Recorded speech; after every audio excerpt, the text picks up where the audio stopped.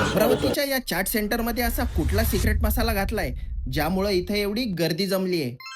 तेच शोधण्यासाठी आम्ही इथे ट्राय केली शेवपुरी, पापड चाट आणि आलू पोंगा. तुमच्याकडे वापरत असतील बाबू मसाला म्हणून बटाटे आणि रगडा, पण इथला खास सिक्रेट मसाला बनतो तो यात चुरमुऱ्यांपासून, ज्यात आंबट, तिखट, गोड अशा चटण्या, मसाले आणि रगडा मिक्स केला जातो. शेवपुरीमध्ये हाच मसाला, पापड चाटमध्ये पण हाच मसाला, हा घ्या मसाला. आणि हे वापरताना कुठंच आखडता हात नाही. सगळं एकदम भरभरून. डिश बद्दल विचाराल तर मी स्वतः असे चाटचे प्रकार माझ्या उभ्या, आडव्या, तिडव्या कुठल्याच आयुष्यात खाल्लेले नाही. नंतर अजून एक नवीन डिश ट्राय केली, ती म्हणजे आलू पोंगा.